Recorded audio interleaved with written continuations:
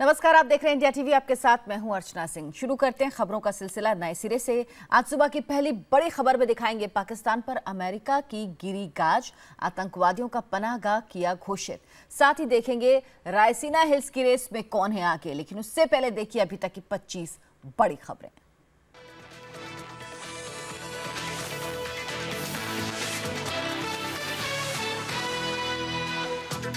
देश के अगले राष्ट्रपति के नाम पर आज होगा फैसला। वोटों की गिनती सुबह 11 बजे होगी शुरू। एनडीए कैंडिडेट रामनाथ कोविंद और कांग्रेस की मीरा कुमार के बीच मुकाबला। नए राष्ट्रपति के तौर पर एनडीए कैंडिडेट रामनाथ कोविंद की जीत तय। संसद भवन के फर्स्ट फ्लोर के कमरा नंबर 62 में होगी काउंटिंग। 4 टेबल पर 8 राउंड में होगी वोटों की गिनती। राष्ट्रपति चुनाव के वोटों की गिनती का ट्रेंड हर घंटे बताया जाएगा। शाम 4 से 5 बजे के बीच होगी नतीजों की घोषणा। 25 जुलाई को नए राष्ट्रपति लेंगे शपथ। 23 जुलाई को राष्ट्रपति प्रणब मुखर्जी को दी जाएगी विदाई। राष्ट्रपति चुनाव के नतीजे से पहले दिल्ली के बंगला साहिब गुरुद्वारे में पहुंचे एनडीए कैंडिडेट रामनाथ कोविंद। मत्था टेककर चुनाव में जीत की कामना की। कोविंद के साथ घर वाले भी मौजूद थे। राजौरी गार्डन से बीजेपी विधायक भी रहे साथ। पीएम आवास पर यूपी के सांसदों को न्योता। सुबह 9 बजे प्रधानमंत्री सांसदों के साथ करेंगे नाश्ता। सूत्रों के मुताबिक मीटिंग के दौरान केंद्र और यूपी सरकार की योजनाओं की करेंगे समीक्षा। वित्त मंत्री अरुण जेटली और संसदीय कार्य मंत्री अनंत कुमार भी मौजूद रहेंगे। आतंकवाद के मुद्दे पर एक बार फिर पाकिस्तान बेनकाब। अमेरिका ने पाकिस्तान को आतंकवाद को पनाह देने वाले देशों की सूची में किया शामिल। कहा लश्कर जैश के आतंकी खुलेआम लेते हैं ट्रेनिंग। पाकिस्तान की ओर से पुंछ के कई इलाके में तीसरे दिन भी सीज फायर का उल्लंघन। जवाबी कार्रवाई में मारे गए 3 पाकिस्तानी फौजी, 2 जवानों के घायल होने की खबर। नौशेरा में शहीद जसप्रीत सिंह को पंजाब के मोगा में दी जाएगी अंतिम विदाई। शहीद को श्रद्धांजलि देने पहुंचा पूरा गांव। शहीद सेना के जवान विमल को भी दी गई श्रद्धांजलि। पाकिस्तान की गोलीबारी में गंभीर रूप से घायल जेसीयू शशि कुमार ने भी दम तोड़ा। आतंकी संगठन लश्कर ने जम्मू कश्मीर में अबू दुजाना की जगह अबू इस्माइल को बनाया नया कमांडर। अबू इस्माइल है आतंकी अमरनाथ हमले का मास्टरमाइंड। सुरक्षा बलों के डर से दुजाना ने बदला अपना हुलिया।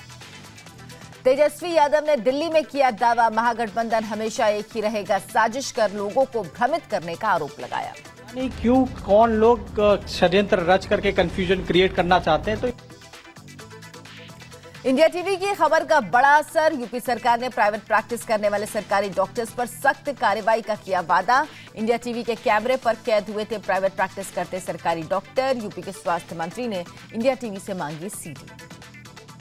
शिमला गैंगरेप मर्डर केस मामले में सख्त कार्रवाई। आईजी समेत 7 अधिकारियों का तबादला। आज राष्ट्रपति शासन की मांग करते हुए बीजेपी ने बुलाया शिमला बंद। सीएम वीरभद्र सिंह ने बीजेपी पर लगाया साजिश का आरोप।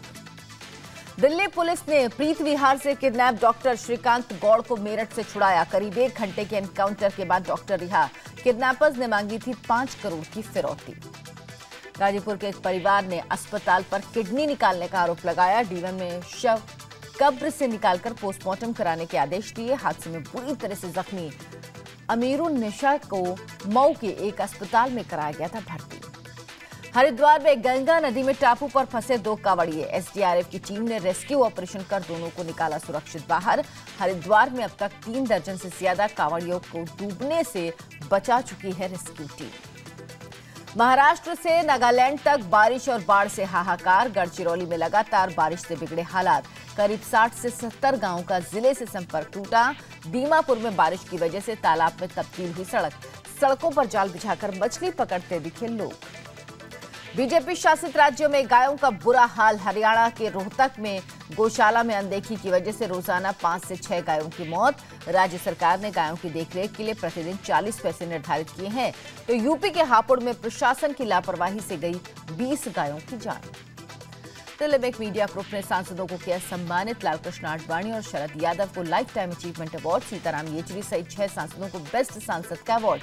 ज्यूरी में इंडिया टीवी के चेयरमैन रजत शर्मा भी शामिल। हैदराबाद में ड्रग्स रैकेट केस में मशहूर तेलुगु फिल्म निर्देशक पुरी जगन्नाथ से करीब 12 घंटे तक पूछताछ। एसआईटी ने पुरी जगन्नाथ का ब्लड सैंपल जांच के लिए भेजा फॉरेंसिक लैब। आज टॉलीवुड के विख्यात कैमरामैन श्याम के नायडू से एसआईटी करेगी पूछताछ। जौनपुर में सिरफिरे ने पारिवारिक कलह के चलते पूरे परिवार को किया तबाह। 2 बच्चों और पत्नी को धारदार हथियार से काटा। बच्चों की मौके पर मौत, पत्नी की हालत गंभीर। वारदात की वजह साफ नहीं। यूपी के संभल में रिश्ता हुआ शर्मसार। चाचा ने जमीन विवाद में अपने 5 साल के भतीजे को फावड़े से काटा हाथ। आरोपी ने घर पर बूढ़ी मां और परिवार के लोगों पर भी किया हमला। यूपी के अलीगढ़ में चुनावी रंजिश के चलते 2 गुटों के बीच फायरिंग, गोलीबारी में 2 लोगों की मौत। प्रधानी के चुनाव को लेकर चल रहा था विवाद। पुलिस ने 4 लोगों को गिरफ्तार किया। यूपी के फिरोजाबाद में भागवत कथा के दौरान हंगामा। 4-6 साल की लड़की की मौत, कई लोग घायल। भंडारा लेते वक्त लोगों में मची भगदड़। घायलों को जिला अस्पताल में भर्ती कराया गया।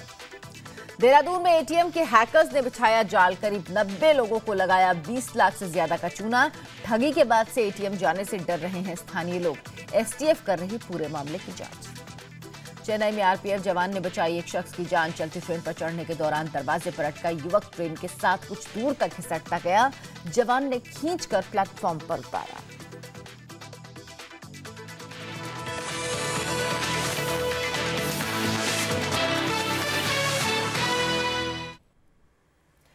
देश को आज नया राष्ट्रपति मिल जाएगा। आज शाम करीब 5 बजे तक साफ हो जाएगा कि देश का अगला राष्ट्रपति कौन होगा।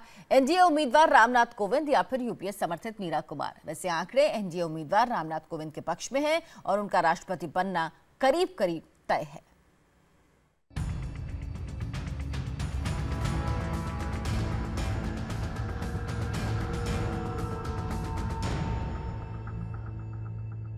कौन होगा देश का अगला राष्ट्रपति?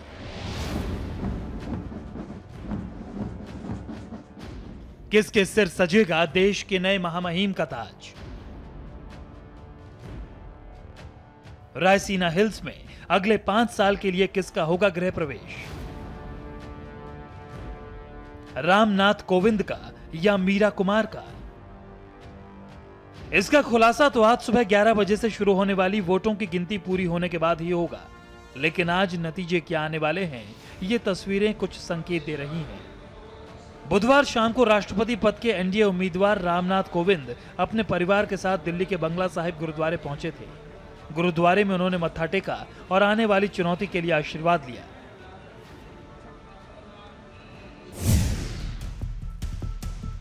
कहने को तो अगले राष्ट्रपति पद के लिए रामनाथ कोविंद का मुकाबला विपक्ष की उम्मीदवार मीरा कुमार से है, लेकिन आंकड़ों की बात करें तो कोविंद का देश का अगला राष्ट्रपति चुना जाना तय है। हालांकि औपचारिक रूप से घोषणा के लिए आज शाम करीब 5 बजे तक का इंतजार करना होगा, जब नतीजों का ऐलान किया जाएगा।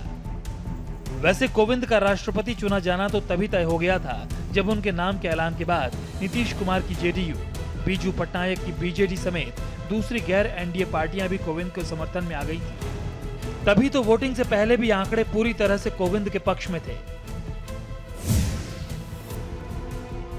कुल 10,98,903 वोट्स में से 62% वोटर्स का समर्थन रामनाथ कोविंद के साथ था, जबकि यूपी उम्मीदवार मीरा कुमार के पास 34% ही समर्थन था। वोटिंग से पहले 4% वोट किसे मिलेगा ये तय नहीं था, लेकिन 17 तारीख को जब वोटिंग हुई तब जमकर क्रॉस वोटिंग हुई। समाजवादी पार्टी के शिवपाल यादव ने खुलकर कहा कि उन्होंने कोविंद को वोट दिया है। त्रिपुरा में भी ममता के 6 विधायकों ने दावा किया कि उन्होंने कोविंद को वोट दिया है। वोटिंग से पहले कोविंद को 62% से ज्यादा वोटर्स का समर्थन हासिल था। अब क्रॉस वोटिंग से उनको मिले वोटों की संख्या में और इजाफा ही हुआ होगा। ऐसे में रामनाथ कोविंद को 7 लाख से ज्यादा वोट मिलने की उम्मीद है। जाहिर है रामनाथ कोविंद को जीतने में कोई दिक्कत नहीं होनी चाहिए। तभी तो प्रधानमंत्री नरेंद्र मोदी ने वोटिंग से एक दिन पहले ही कोविंद को एडवांस में बधाई दे दी थी। पीएम मोदी ने कोविंद को अपनी सरकार को पूरा समर्थन देने का भरोसा दिलाया। वोटों की गिनती आज संसद के रूम नंबर 62 में होगी। लोकसभा के सेक्रेटरी जनरल अनूप मिश्रा के मुताबिक वोटों की गिनती सुबह 11 बजे से शुरू होगी और शाम लगभग 4 से 5 के बीच नतीजे आने की उम्मीद है। राष्ट्रपति चुनाव के लिए अनूप मिश्रा ही रिटर्निंग ऑफिसर हैं।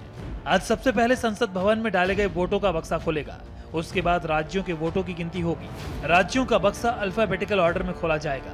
संसद के बाद सबसे पहले अरुणाचल प्रदेश, असम, आंध्र प्रदेश और बिहार के वोटों की गिनती होगी। वोटों की गिनती 4 अलग अलग टेबल पर होगी और गिनती के कुल 8 राउंड होंगे।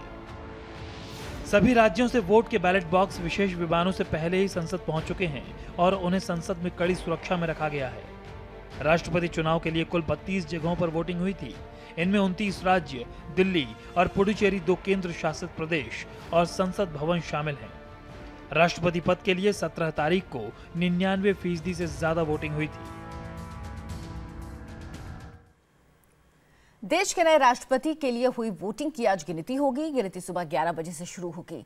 इंडिया टीवी अपने दर्शकों को रिजल्ट से जुड़े पल पल की अपडेट विश्लेषकों की राय के साथ दिखाएगा। तो सबसे सटीक और सबसे पहले रिजल्ट के लिए देखिए राष्ट्रपति चुनाव के नतीजों पर हमारी खास पेशकश रायसीना में रामनाथ, सुबह 9 बजे से लगातार। दिल्ली के प्रीत विहार इलाके से अगवा किए गए डॉक्टर श्रीकांत गौड़ को बुधवार को दिल्ली पुलिस ने मेरठ के पास परतापुर से बरामद कर लिया। साथ ही पुलिस ने 4 किडनैपर्स को भी गिरफ्तार किया। डॉक्टर श्रीकांत को 6 जुलाई को ओला कैब में अगवा किया गया था और 5 करोड़ की फिरौती मांगी गई थी, लेकिन दिल्ली पुलिस ने एसटीएफ की मदद से तुरंत ही किडनैपर्स के ठिकाने का पता लगा लिया और छापा मारा। हालांकि किडनैपर्स ने पुलिस का मुकाबला करने की कोशिश की और कई घंटों तक दोनों के बीच मुठभेड़ भी हुई, जिसमें एक किडनैपर गोली लगने से घायल हो गया।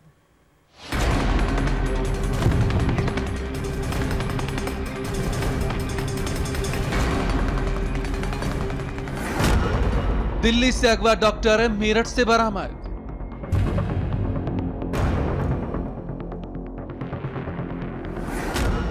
बिना फिरौती दिए डॉक्टर को छुड़ाया गया।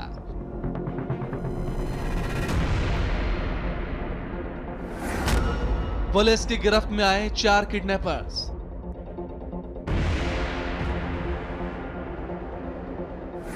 तेरह दिन तक चली पुलिस किडनैपर्स की आंख मिचौली।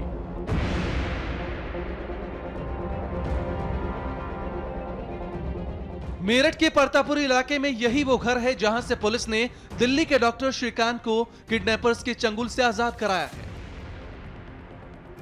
दिल्ली और यूपी एसटीएफ ने मिलकर डॉक्टर श्रीकांत को छुड़ाने का यह पूरा ऑपरेशन चलाया। आखिर कैसे पुलिस को मिला किडनैपर्स का सुराग? कैसे दिल्ली पुलिस ने मेरठ जाकर किडनैपर्स को धर दबोचा? पूरा मामला आपको बताएंगे, लेकिन उससे पहले जान लीजिए डॉक्टर श्रीकांत गौड़ की दिल्ली के प्रीत विहार से अपहरण की पूरी कहानी।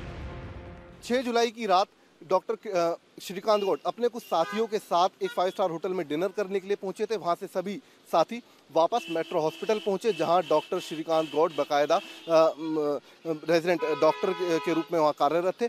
यहां पहुंचने के बाद सभी अपने अपने रास्ते की तरफ निकल गए। डॉक्टर श्रीकांत गौड़ सबसे पहले प्रीत विहार मेट्रो स्टेशन पहुंचे, लेकिन रात 11 बजे का वक्त था, लिहाजा प्रीत विहार मेट्रो स्टेशन तब तक बंद हो चुका था। उन्होंने एक ओला कैब बुक की। ओला कैब से जब वो अपने घर जा रहे थे, बीच रास्ते में ही ओला कैब के ड्राइवर ने अपने साथियों के साथ मिलकर डॉक्टर श्रीकांत गौड़ को किडनैप कर लिया।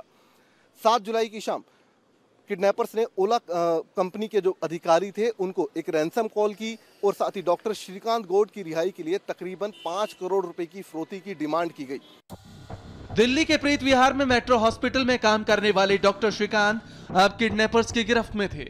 5 करोड़ की फिरौती की कॉल ओला कंपनी के अधिकारियों को आई, जिसके बाद कंपनी के अधिकारी सीधे प्रीत विहार थाने पहुंचे और एफआईआर दर्ज कराई, जिसके बाद शुरू हुई डॉक्टर श्रीकांत की तलाश।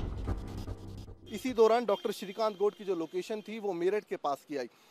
दिल्ली पुलिस की टीम एसटीएफ के साथ मिलकर मेरठ के पास पहुंची और वहां पर बाकायदा रविवार की रात जो किडनैपर्स थे उनके साथ दिल्ली पुलिस और एसटीएफ की एक मुठभेड़ हुई, जिसमें जो सभी किडनैपर्स थे वो डॉक्टर श्रीकांत गौड़ को अपने साथ लेकर वहां से निकल पाने में कामयाब रहे।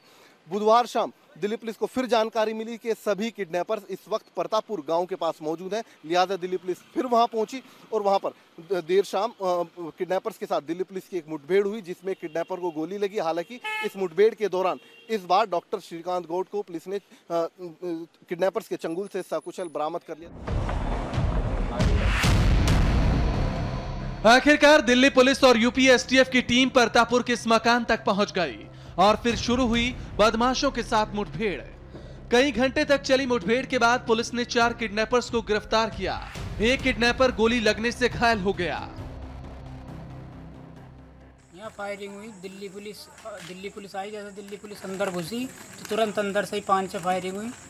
तो एक गोली दिल्ली पुलिस के एसओजी का लगी हाथ में और एक उस कावड़िए के भेष में बदमाश था उसके लगी। मेरठ पुलिस के मुताबिक बदमाशों ने किडनैपिंग की इस वारदात को ओला कैब ड्राइवर की मदद से अंजाम दिया। जो ड्राइवर था वो बदमाशों से मिला हुआ था। शाम में लेट इवनिंग में यहाँ मुठभेड़ हुई और उसमें डॉक्टर साहब को सकुशल बरामद करा लिया गया और धनराशि भी जो डिमांड की जा रही थी वो नहीं दी गई और इसमें कुछ बदमाश भी गिरफ्तार हुए हैं और अभी भी कार्रवाई आगे चल रही है। डॉक्टर श्रीकांत गौड़ तेलंगाना के रहने वाले हैं। उनके अपहरण की खबर मिलने के बाद से ही उनके परिवार वाले और साथी परेशान थे। इनमें कुछ साथी ऐसे भी हैं जिन्होंने श्रीकांत की किडनैपिंग वाली रात उन्हें मेट्रो स्टेशन पर ड्रॉप किया था। पार्टी में गए थे साथ में, हम लोग वहाँ से रेडिसन ब्लू से पार्टी में वापस 11:30 बजे करीब आए थे। मैंने उसको मेट्रो प्रीत विहार के नीचे छोड़ा था, अपनी कार से सी ऑफ किया था। उसके बाद उनको वो मेट्रो में बाय बाय करके ऊपर चले गए थे। बाद में अगले दिन वो ड्यूटी पे नहीं आए, फिर हम सब वरीड रहे, दिन भर उनको कॉल करते रहे, उनके घर भी गए लेकिन हमें कोई इन्फॉर्मेशन नहीं मिला। श्रीकांत की बरामदगी से उनके घर वालों के चेहरे पर खुशी लौट आई है। वो इस कामयाब ऑपरेशन के लिए दिल्ली पुलिस को बधाई दे रहे हैं। We felt very happy because we are seeing every day Preeti Vihar police station and all of people we are coming to police station from morning to evening. Delhi police people are there searching in such a way, even they are not taking their lunch and tiffin also. They are saying they confidently saying that we will bring Srikanth. इस घटना ने ओला cab पर सवालिया निशान खड़े कर दिए हैं क्योंकि जांच में ये बात सामने आई है कि बदमाशों ने नकली कागजात के जरिए ओला में अपना रजिस्ट्रेशन करवाया था। इस बारे में जब ओला कंपनी के अधिकारियों से बात की गई तो वो जवाब देने से बचते नजर आए। दिल्ली एनसीआर में देर रात से हो रही जोरदार बारिश से लोगों को उमस भरी गर्मी से राहत मिली। देर रात से ही रुक रुक कर तेज बारिश हो रही है। तस्वीरों में आप देख सकते हैं राजधानी दिल्ली की किस तरह से झमाझम बारिश हो रही है। मौसम विभाग का अनुमान है कि अगले 2 दिन तक बारिश का सिलसिला जारी रह सकता है।